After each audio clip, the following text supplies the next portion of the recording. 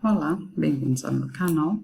Eu sou a Cristiana e hoje eu queria conversar com vocês sobre a temperatura em que a água ferve.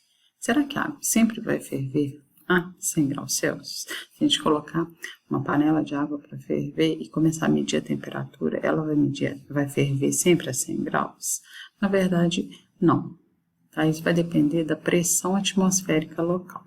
Então, para isso é importante a gente resgatar alguns conceitos.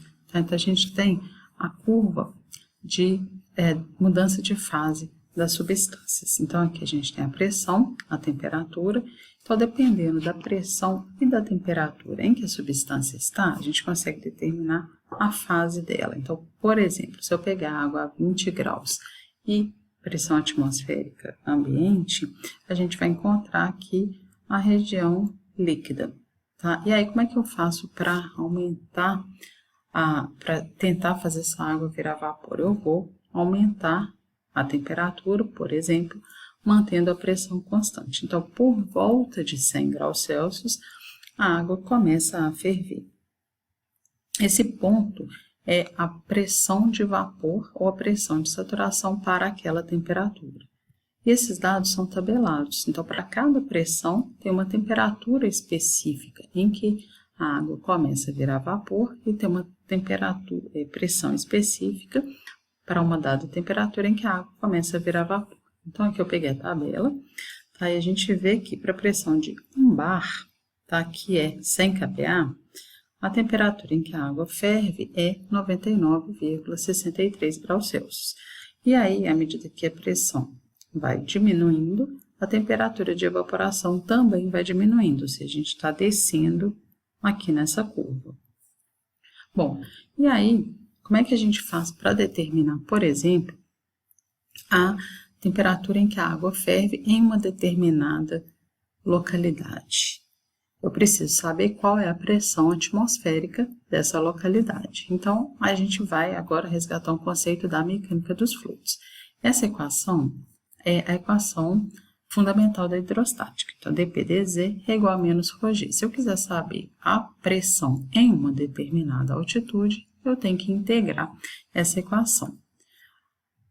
Se eu vou integrar no ar, eu tenho que levar em consideração o fato de que o ar é uma substância compressível, ou seja, o ρ não é constante. Então, eu não posso simplesmente falar que a minha variação de pressão vai ser menos ρg vezes a variação de altitude. Eu tenho que levar em consideração a compressibilidade do ar. Só que o ar pode ser considerado um gás perfeito. Então, eu consigo achar a densidade em função da pressão, utilizando a equação dos gases ideais. Então, aqui eu tenho que ter a pressão, R é a constante do gás, no caso o ar, e ter a temperatura absoluta. Então, quando eu jogo essa equação aqui, acaba que eu tenho a pressão dP aqui com P, o dZ, só que eu acrescento aqui uma outra variável, porque a temperatura também não é constante com a altitude, então eu tenho que de alguma maneira relacionar a temperatura com a altitude. E aí a gente vai avaliar a questão da atmosfera padrão, tá? Então, já foram feitos diversos congressos, tá, para tentar definir o que seria uma atmosfera padrão. E observou-se que essa representação aqui satisfaria com a precisão necessária. Então, a gente percebe que aqui na ordenada a gente tem a elevação, ou seja, a altitude em relação ao nível do mar, e aqui a temperatura ambiente. Então, na troposfera, ou seja, de 0 até 11 quilômetros, o que se observou foi que a temperatura varia linearmente. Então, eu consigo achar uma equação da reta. Então, a temperatura seria a temperatura ao nível do mar, menos m, que seria uma constante, e z, a altitude. Então, eu jogo essa expressão na minha integral e eu consigo resolver. Então, aqui eu tenho a pressão em função da temperatura ambiente, e aqui a pressão em função da altitude. Então, se eu conheço a temperatura ao nível do mar e a pressão atmosférica ao nível do mar, eu consigo determinar qual seria a pressão atmosférica em uma dada altitude. Então, por exemplo, se a gente pega a cidade de Belo Horizonte, que é onde eu moro, como referência. Belo Horizonte está a 850 metros de altitude. Então, se eu jogo nessa equação aqui, ó, eu encontro que a pressão atmosférica para Belo Horizonte, padrão, seria da ordem de 91,5 kPa. Então, se eu venho aqui, ó, 91,5 kPa, estaria entre 0,9 bar e 1 bar, ou seja, 90 kPa e 100 kPa. Então, a temperatura de evaporação da água estaria entre 96,71 e 99,63. Se eu fizer uma interpolação, a gente chega que a temperatura em que a água ferve em Belo Horizonte é 97,1 graus Celsius. A cidade mais alta do Brasil é Campos do Jordão.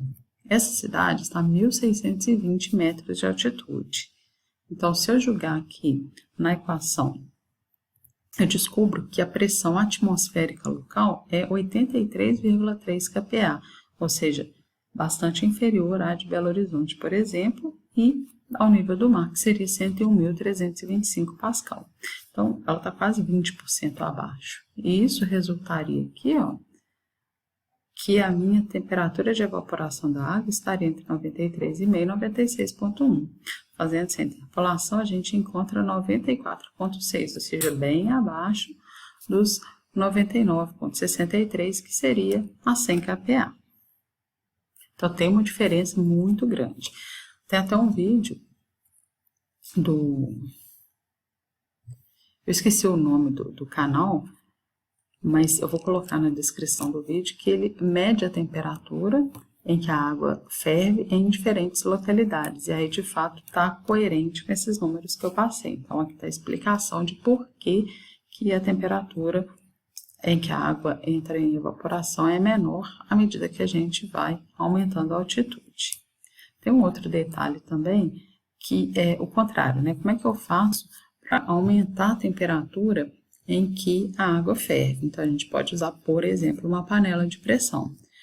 Na panela de pressão, a pressão do ar, a pressão ali dentro, né, ela chega a alguma coisa entre 1,4 e 2 atm, ou seja, 140 e 200 kPa, tá? Então, se eu jogo aqui, ó, é mais ou menos, né, entre 1,5 e 2 bar, porque um atm é mais ou menos 1 bar, tá? Um atm seria 101.325 pascal, 1 bar é 100.000 pascal, então seria alguma coisa entre esses dois.